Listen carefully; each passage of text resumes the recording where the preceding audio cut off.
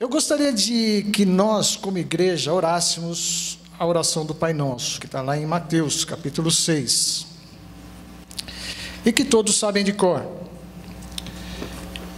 E essa manhã eu quero, na realidade, quem deveria estar aqui pregando era o meu filho. Porque há muito tempo a gente, alguns meses até, a gente tem pincelado algumas coisas sobre esse assunto. E talvez ele saiba falar até melhor do que eu. Mas vamos abrir a Bíblia lá no livro de Mateus, capítulo 6, que fala sobre a oração do Pai Nosso. E a gente pode orar juntos, né? A partir do verso de número 9, para quem não conhece, para as pessoas que são visitantes, mas todos, né, cristãos, não cristãos, conhecem a oração do Pai Nosso. Vamos todos juntos? Portanto, vós orareis assim: Pai nosso, que estás nos céus, santificado seja o teu nome. Venha o teu reino, seja feita a tua vontade, assim na terra como no céu. Mais forte, irmãos. O pão nosso de cada dia nos dá hoje. Perdoa-nos as nossas dívidas, assim como nós perdoamos os nossos devedores. E não nos deixes cair em tentação, mas livra-nos do mal, pois teu é o reino, o poder e a glória para sempre. Amém. Amém. Esta é a oração do Pai Nosso. Esse Pai maravilhoso, que cuida de nós em todo o tempo, que está conosco todo o tempo. Mas, queridos, a oração do Pai Nosso tem umas coisas aqui que difíceis. Todos falam isso. Jogadores, antes de entrar no campo, se reúnem ali em grupos, né? Fazem a oração do Pai Nosso. E todos se abraçam em eventos, em alguns momentos, pessoas se juntam para fazer a oração do Pai Nosso. Mas há aqui uma coisa que compete a nós. E é muito difícil. O irmão, aqui na ministração do louvor, ele estava falando que nós temos que nos desfazer de algumas raízes. E uma das coisas difíceis, e talvez a mais difícil que existe para o ser humano, é perdoar. Perdoa as nossas dívidas, assim como nós perdoamos aqueles que nos ofendem, aqueles que nos devem. Oh, coisa difícil. Perdão é remissão de pena, de ofensa, de uma dívida. Perdão, está no dicionário, é a desobrigação de cumprir o que era de seu dever ou obrigação de quem cumpria exigi-lo. Isso é perdão. No verso 14 do texto que nós lemos de Mateus, continua falando. É interessante que ele termina a oração do Pai Nosso e ele continua: porque se perdoardes aos homens as suas ofensas, também vosso Pai Celestial vos perdoará a vós. Se, porém, não perdoardes aos homens as suas ofensas, também vosso Pai, que está nos céus, não perdoará a vós. Que peso! Uma oração bonita, que fala da grandeza de Deus, começa falando do poder de Deus, mas quando entra nessa parte do perdão, o negócio pega, irmãos. Pega. O mundo de há muito tempo, milhares de anos, tem sido vítima de um redemoinho de coisas que vão tirando a sensibilidade, vão tornando as pessoas insensíveis a perdoar, pessoas embrutecidas, pessoas que ficam petrificadas com o pecado, com a ira, sentam-se na cadeira de juiz e começam a julgar, a apontar A sensibilidade do perdão, daquilo da obra que Deus tanto trabalhou para agir na vida do homem, da humanidade, isso foi se tornando insensível.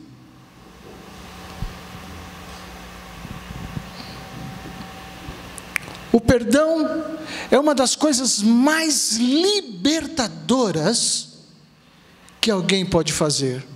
Por isso Jesus veio para libertar o homem.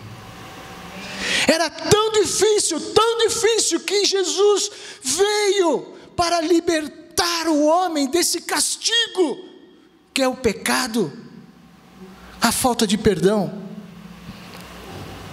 Todos nós, irmãos, indistintamente, todos nós estávamos perdidos nos nossos pecados. A palavra diz isso. Paulo fala isso várias vezes. Estamos mortos em nossas ofensas e pecados. Jesus veio para nos tirar, para pagar esse castigo, para perdoar os nossos pecados. Só Ele. A missão de Jesus na terra foi tirar o homem do castigo, livrar o homem do castigo. Não só o castigo temporal, mas o castigo eterno. É interessante que eu comecei a estudar e discutindo isso, né, a gente estava falando como os judeus, desde a antiguidade, quando eles pecavam 3 vezes, e Jó fala isso, lembrando da lei de Moisés, e Amós também lembra isso, que Deus, a 2, 3 vezes, tudo bem, mas na 4ª vez não tinha liberação do castigo. Você pode errar 1, 2, 3 vezes, ainda vai, mas na 4ª? Amós fala sobre isso, no capítulo 4. Jó, capítulo 33, verso 29, também fala isso, 27, 28 e 29.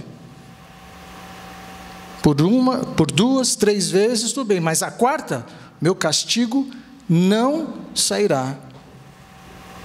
E o povo de Israel sofreu por causa disso, que ele sempre voltava para o pecado.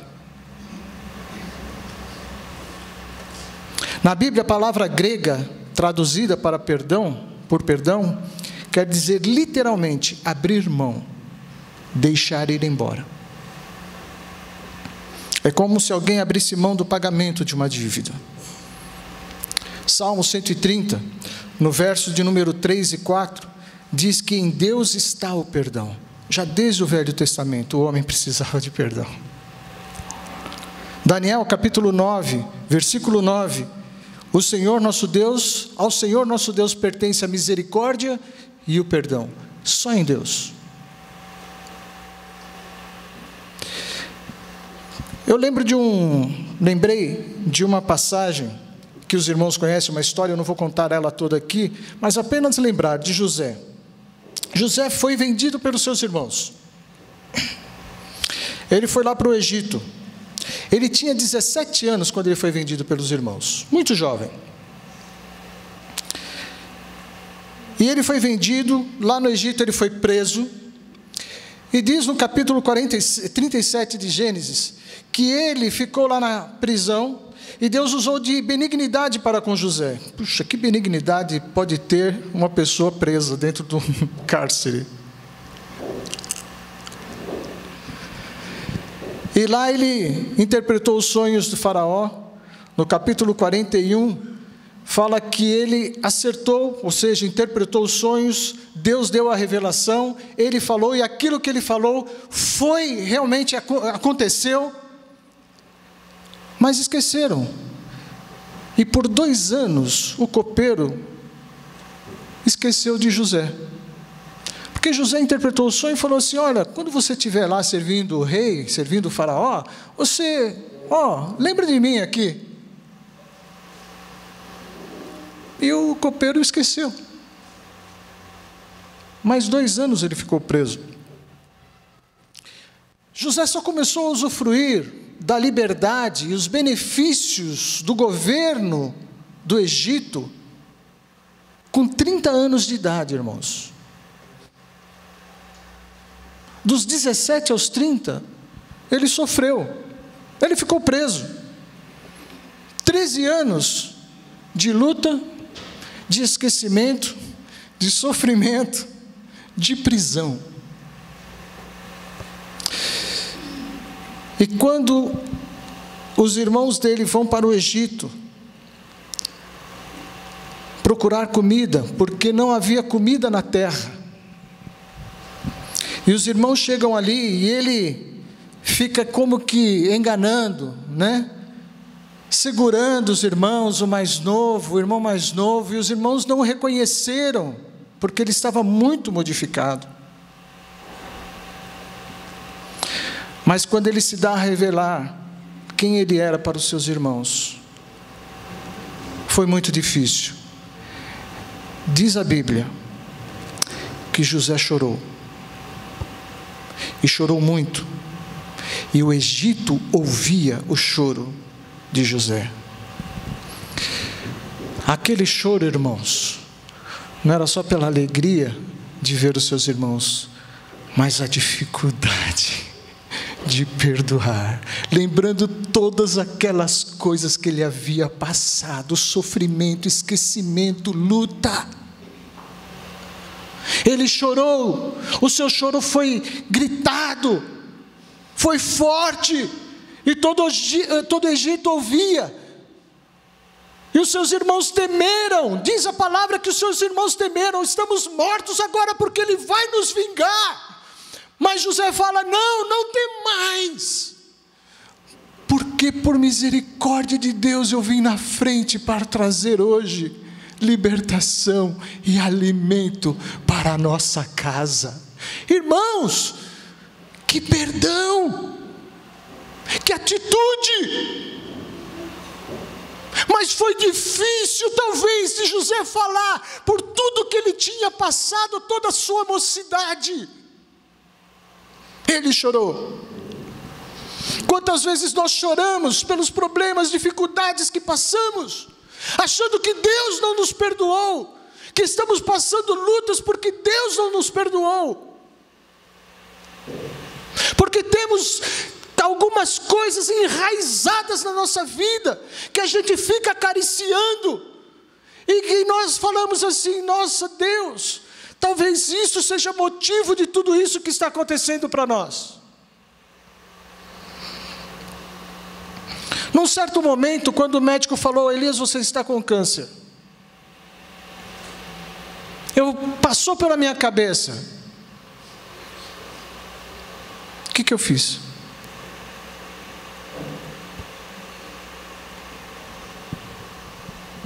O que eu fiz? Eu saí, vim de São Paulo, fui para casa,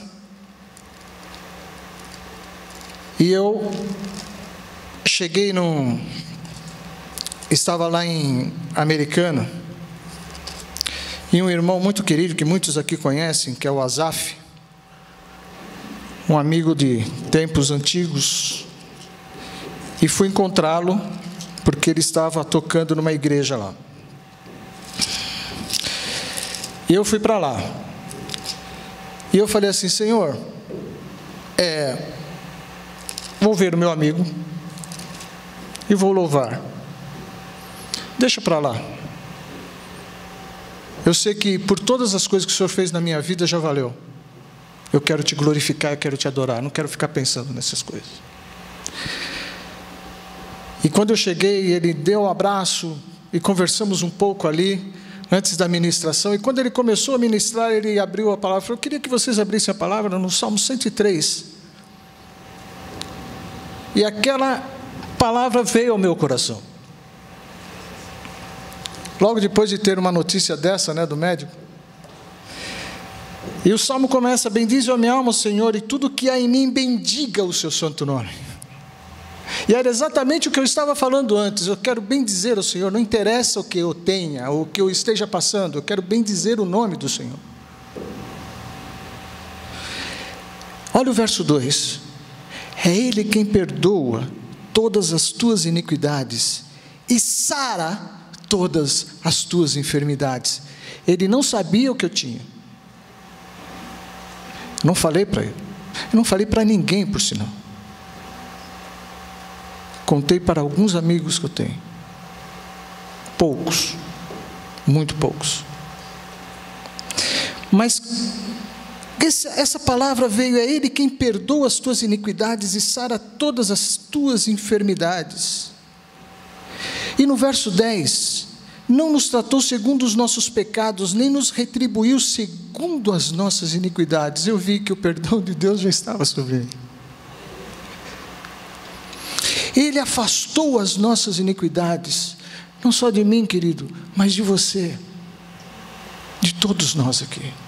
O Senhor não retribuiu segundo os nossos pecados, porque o Senhor é misericordioso. Ele é bom. O Senhor é bom. E isso trouxe paz ao meu coração. Porque eu sou fraco, eu sou falho. Mas Deus não retribuiu desta forma para mim. Porque Ele é forte.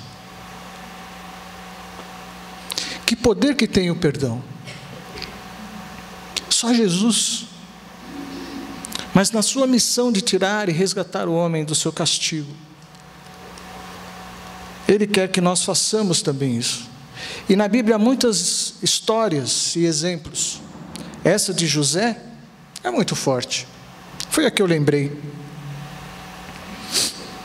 Em Efésios capítulo 2, no capítulo 4, verso 22, a palavra de Deus também diz: sede uns para com os outros, benignos, misericordiosos, perdoando-vos uns aos outros, como também Deus perdoou em Cristo, vos perdoou em Cristo. Quanta palavra! Se vocês forem procurar palavras sobre perdão na Bíblia, quantas coisas diz, está dirigida a nós, a humanidade. No capítulo 18 de Mateus, um pouquinho mais para frente onde lemos, olha que interessante. É um texto que muita gente fica perguntando, ou se perguntando, né? E também questionando, às vezes, pastores, o que isso quer dizer. Então vamos tentar hoje descobrir. Serei rápido, que eu quero orar depois.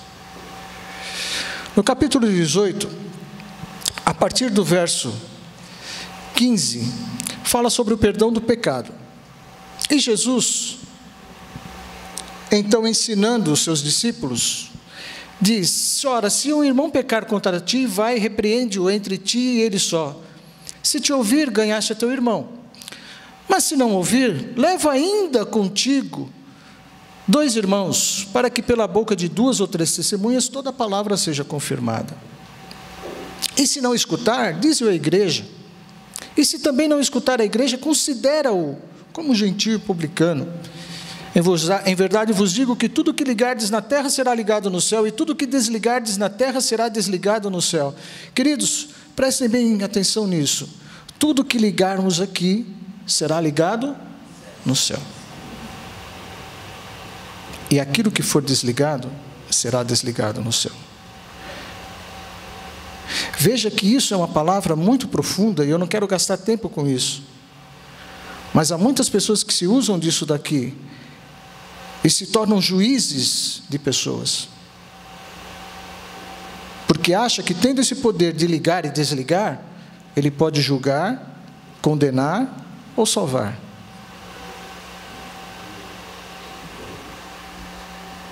Continua o texto.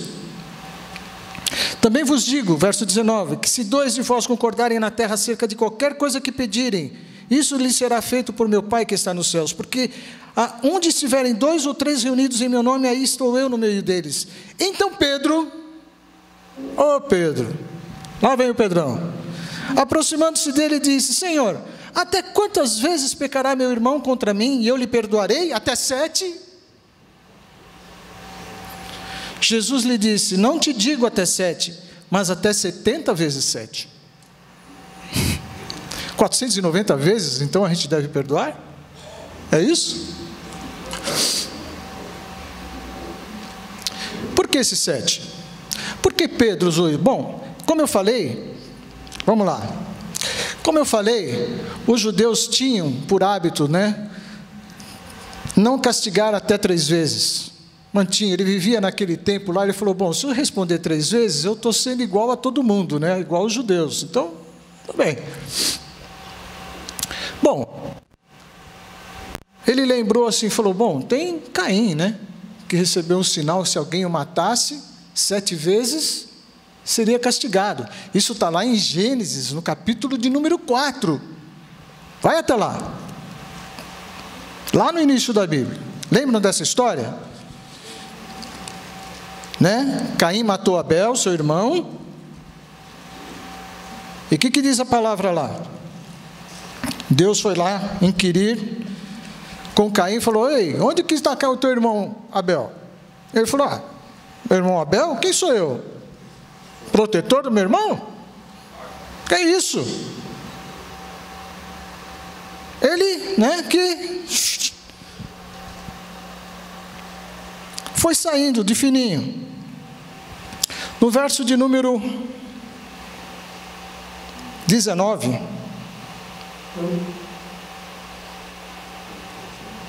melhor, no verso de número 13, disse Caim ao Senhor, é maior a minha maldade que a possa ser perdoada. Eis que hoje me lanças da face da terra, e da tua face me esconderei, e serei fugitivo e errante na terra, e será que todo aquele que me achar, me matará. Porque foi o homem que cometeu o primeiro homicídio. Ele matou o seu irmão. Então ele falou, qualquer um que me ver vai me matar. Então Deus fala para ele, assim, portanto, qualquer que matar a Caim 7 vezes será castigado. E pôs o Senhor um sinal em Caim, para que não o ferisse quem o achasse. Ele tinha um sinal, e ninguém que o via, colocava a mão em Caim. Senão seria castigado 7 vezes. Talvez Pedro tenha lembrado, falou, bom, lá em Caim, 7 vezes a gente está... E aí, Deus, Jesus, tudo bem? 7 vezes? Aí Jesus fala, não, é 70 vezes 7.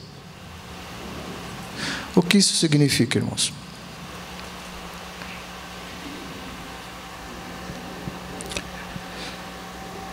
Se a gente continuar lendo, há uma história que pouca gente cita na palavra.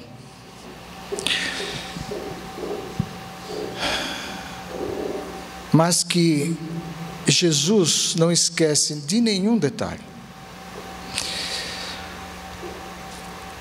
E a gente tem isso no verso seguindo esse texto de Gênesis capítulo 4. Aparece uma pequena historinha, rapidinha, curtinha, mas um fato acontecido com um descendente de Caim. Um cara que se achava. Um cara que se achava poderoso. Um cara que era forte.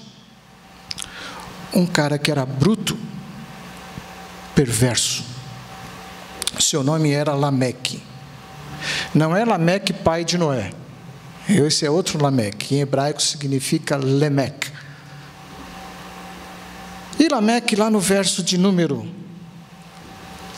19, do capítulo 4, conta a história, e tomou Lameque para si 2 mulheres. Ele foi o primeiro polígamo da terra.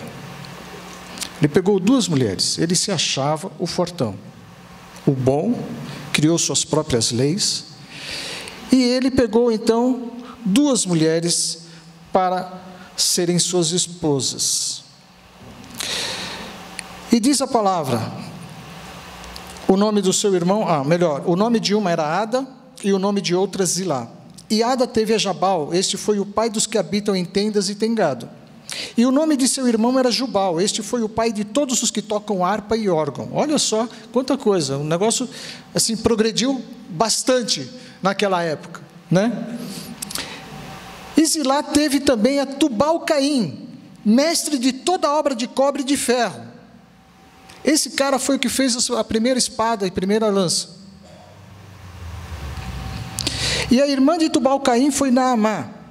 E disse Lameque às suas mulheres, Ada e Zilá, ouvi a minha voz, vós mulheres de Lameque, escutai o meu dito. Era como se fosse um hino, ele fez um hino.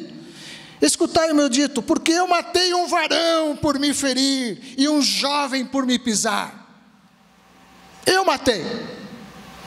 Porque 7 vezes Caim será vingado, mas Lameque, eu, 70 vezes 7. Mesma passagem usada por Jesus lá no Novo Testamento com Pedro. Ele se achava, se Caim matou um, eu matei 2. Caim vivia aí debaixo de uma proteção, ou em busca de uma proteção de Deus. Eu não preciso de Deus, é isso que Lameque quer dizer. Porque ele se achava o Todo-Poderoso. Os teólogos dizem que ele criou as suas próprias leis, Lameque. Sua descendência, a descendência de Caim, deixaram um legado de iniquidade e maldade, tornaram-se autossuficientes, violência se multiplicava na terra, gerando uma sociedade hostil e competitiva. Era a lei do olho por olho, dente por dente, uma geração assassina, uma geração inteligente, mas assassina. Alguma diferença dos dias de hoje? Mas ele veio para perdoar totalmente 70 vezes 7, que significa infinitamente, totalmente, completamente. Jesus, essa parte de 70 vezes 7, mostra a grandeza, a profundidade do amor que existe, que pode estar no coração do homem, e isso ser praticado com perdão também. Lameque, ele se achava o cara todo forte, poderoso. Ele se orgulhava da sua vingança, se orgulhava da sua força, da sua perversidade.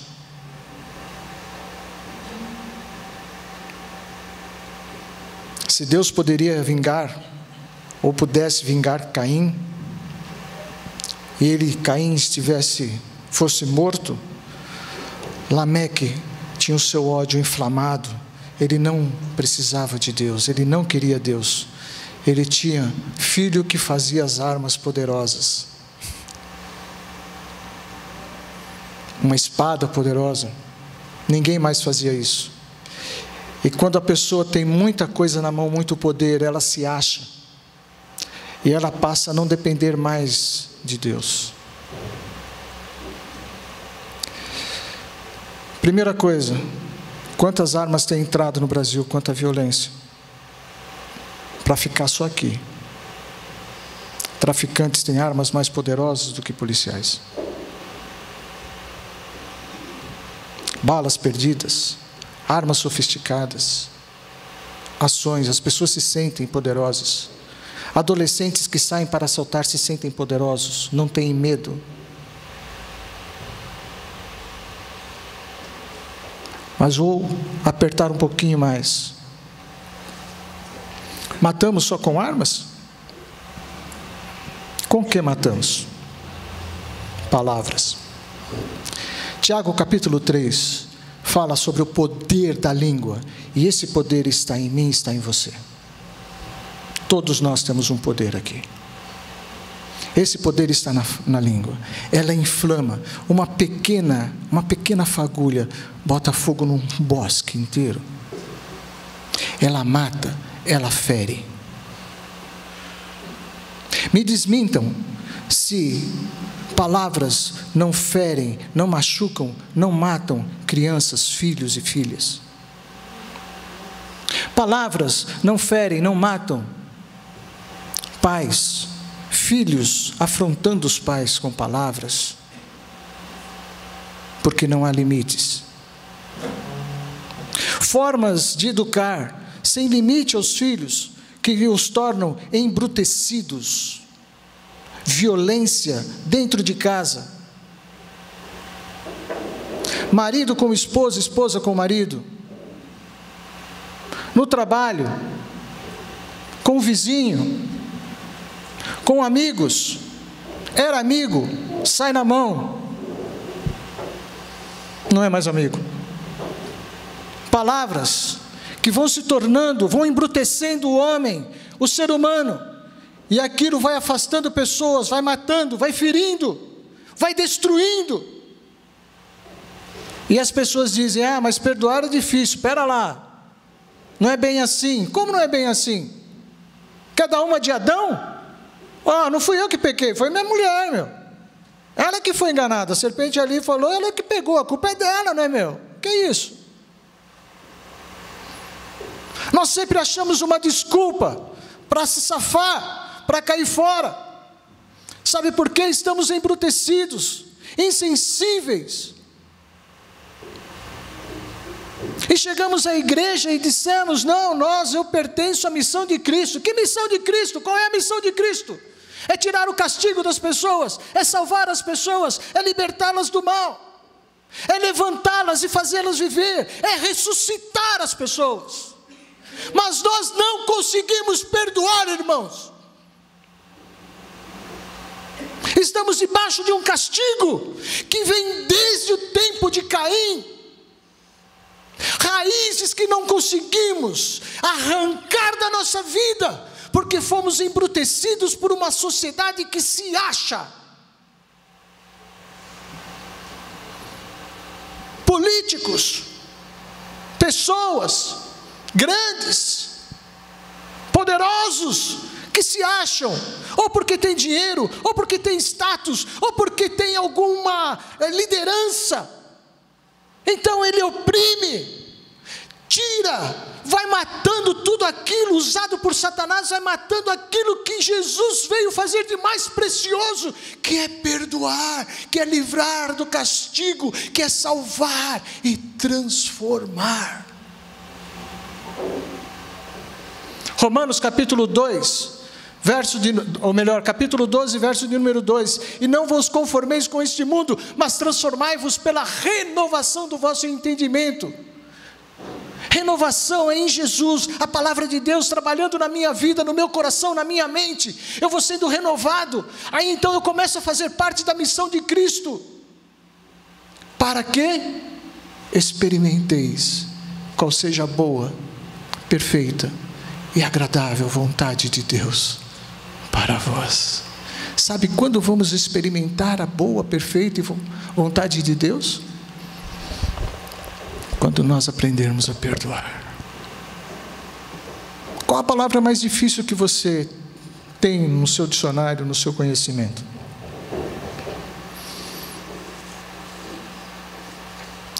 Para mim, a palavra mais difícil não é otorrinolaringologista, para falar rápido, né? Paralelepípedo para algumas crianças, adolescentes. Não é a palavra mais difícil. A palavra mais difícil é perdão, queridos. Isso é difícil. Sede uns para com os outros misericordiosos, perdoando-vos uns aos outros, como Cristo vos perdoou a vós.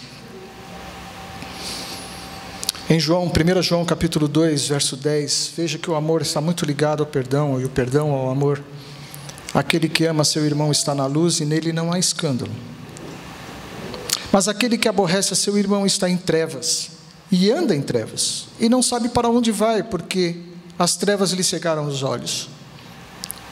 No verso 12 ele completa: filhinhos, escrevo-vos, porque pelo nome do Senhor Jesus vos são perdoados os pecados.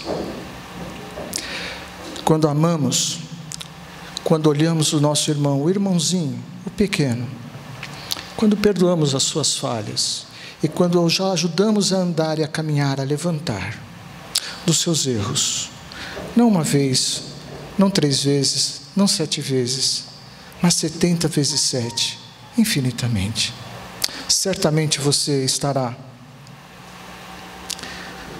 ajudando uma pessoa a se parecer e a ser um missionário de Cristo, a estar dentro da missão de Cristo. Nós tivemos uma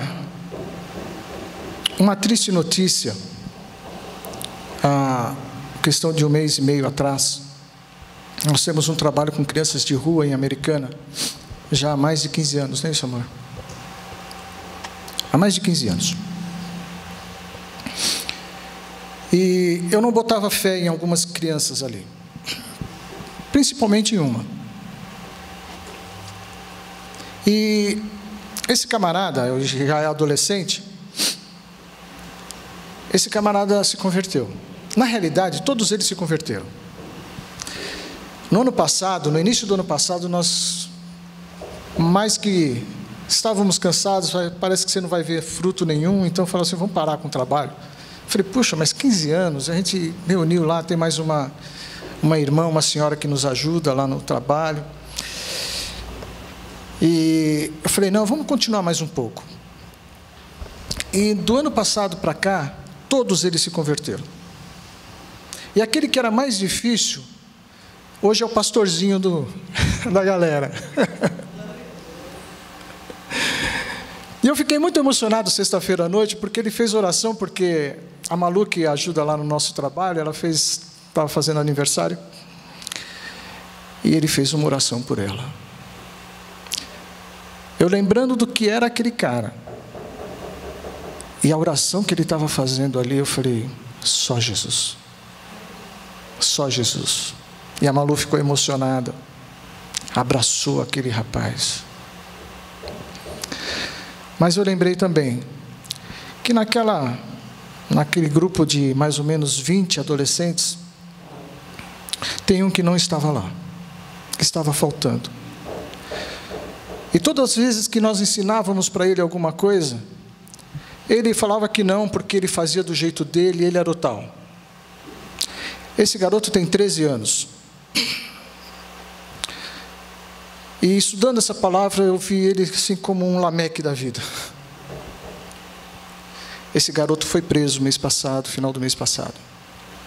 13 anos de idade. Com drogas, violento.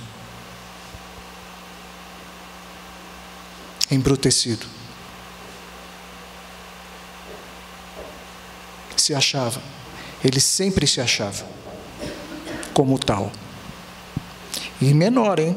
Menor que os demais. Ele tem tanto em estatura quanto em idade. Tem gente um pouquinho mais velha com ele, de mais idade. E a garotada tentou tirá-lo dessa vida, mas não conseguiram. É uma turma que sempre anda junto na rua, na escola e nas praças ali. Muito difícil. Estamos atrás do Adriel, tentando resgatá-lo e orando por ele. É um mundo de hoje, um mundo que é difícil de perdoar. Aqueles outros garotos às vezes choram porque têm dificuldade de perdoar. Eu lembrei também de uma história já do nosso tempo, mas de uma senhora que nós ouvimos lá, a Dona Conceição, o Samuel conheceu, lá em Goiânia. É muito engraçado, eu dou risada porque a forma dela falar, mas ela é uma pessoa muito lúcida, e ela prega, irmãos. Ela tem um trabalho na casa dela já há muitos anos, 30 e poucos anos. Ela tem 101 anos de idade. Vai fazer 102 anos agora no mês de agosto, setembro. É impressionante ela falando. Ela fala com lucidez, assim, tranquilo, como eu estou falando aqui com vocês. Sem ficar, não, de pé na frente, segurando, dando testemunho. Para quem, assim, é mais antigo, como eu, ela é mãe do Baltazar, o artilheiro de Deus. E ela estava falando e contando a experiência dela. Vocês pensam que velho não tem pecado? Vocês pensam que velho não peca?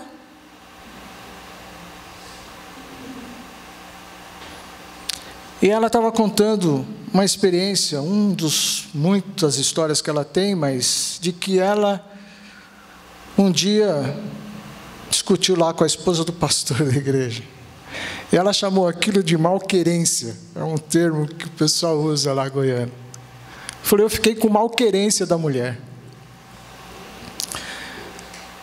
Mas deixei lá e falei assim, não vou encontrar com ela, não falo com ela, fico eu na minha, né? Ela ficou, só que ela começou a buscar, ela viu pessoas, amigos e a vizinha tendo experiências e tal, uma alegria, batismo com o Espírito Santo, um negócio, poder, e ela começou a orar, Jesus, eu quero esse poder para mim, eu quero esse poder para mim, eu quero ter essa alegria, eu quero esse Espírito que estão falando, eu preciso para mim. E nada. E aconteceu uns fatos lá com a vizinha e tal, e ela viu que a vizinha era abençoada, ela não sei o que, ela falou, Deus, o que estava acontecendo? Ela ouviu claramente a voz de Deus assim, olha, você não tem esse poder, porque você tem coisa contra a esposa do pastor. Você tem malquerência, você não perdoa. Como você vai receber o meu Espírito? –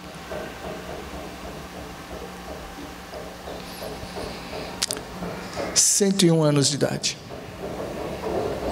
Então ela se ajoelhou, orou, foi lá na casa do pastor, tocou na porta, a esposa do pastor abriu, ela entrou, ela fala que entrou, a esposa falou, nossa, a senhora quer um chá, quer um café, tal, serviu um lanchinho, e aí elas conversaram tudo. E ela ali com aquela, querendo falar, querendo pedir perdão, e nada. Aí num dado momento ali, já no final da visita, ela falou, olha irmã, eu tenho que falar uma coisa, eu tenho isso contra ti, eu quero te pedir perdão. E elas se abraçaram, e houve perdão, e essa mulher foi cheia do Espírito Santo.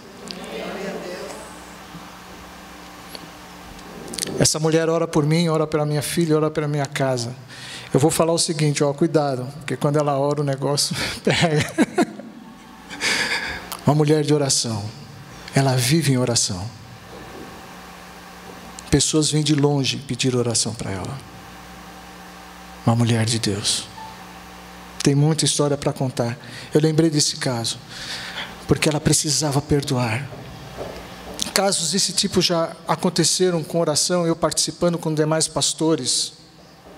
O Samuel era jovem ainda, muito mocinho, menino.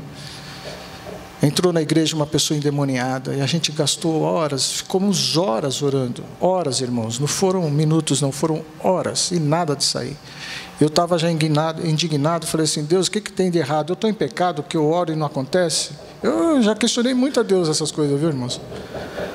E aí, num dado momento assim, veio uma luz, isso depois do culto, e a gente lá orando, e nada de libertar aquela mulher. Quando as coisas pareciam que estava tudo calmo, a mulher voltava a manifestar demônio. Irmãos, eu nunca vi um negócio daquele, ela subia a parede, andava. É para assustar mesmo.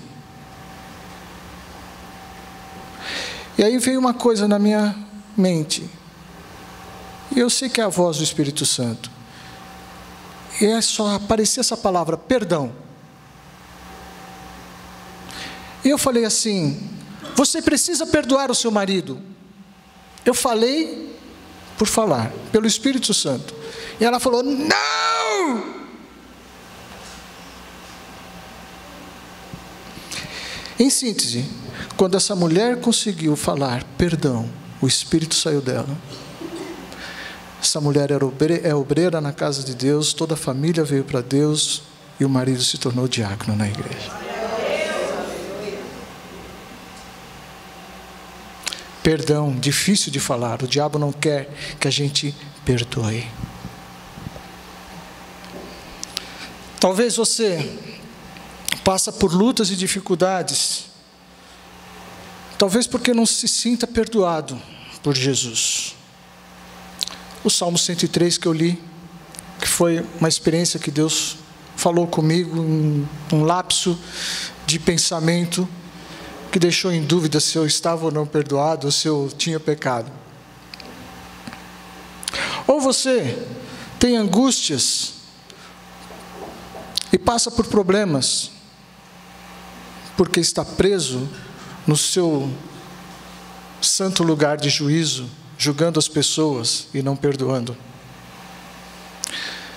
Talvez você esteja afastado da cruz de Cristo.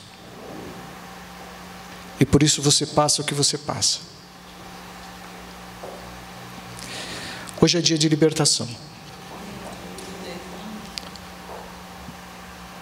Deus termina o Velho Testamento falando do profeta Elias. Enviarei o profeta Elias, falando de Jesus, né? Olha que passagem linda, é o último texto que eu quero ler para vocês. Para que a terra, lá em Malaquias, a terra não caia em desgraça. Ele termina assim, no capítulo 4, verso 5. Eis que eu envio o profeta Elias antes que venha o dia grande e terrível do Senhor, e converterá o coração dos pais aos filhos, e o coração dos filhos a seus pais, para que não venha e não fira a terra com maldição. Por Jesus veio a salvação, veio o perdão dos pecados. Ele morreu na cruz, e o seu sangue nos purifica de todo pecado. Você precisa ter o sinal da cruz de Cristo na sua vida, do sangue de Cristo na sua vida. E se você ficar ligando a história, não quero falar mais, mas se você lembrar do sinal que estava na porta dos hebreus lá no Egito, que era o sangue do Cordeiro, e a morte não entrou ali. Se você tiver o sangue de Cristo na tua vida, a maldição, a culpa, o castigo não estará sobre a tua vida, porque há um sinal, porque o sangue de Cristo, 1 João capítulo 1, verso 7, o sangue de Cristo nos purifica de todo o pecado. Perdão. Entre na missão de Cristo, perdoe e faremos um mundo melhor. A Márcia estava me contando no carro que a ONU está numa campanha. Ensine uma menina e você terá uma geração transformada. Ensine uma criança, ensine uma menina como ela deve se portar. Por que menina? Porque ela vai gerar filhos. E se ela souber educar, se ela conseguir ensinar essa criança um caminho bom, nós teremos gerações futuras que eu talvez não veja. Talvez alguns aqui não vejam. Talvez todos aqui não vejam. Mas lá na frente, nós teremos uma geração bem melhor.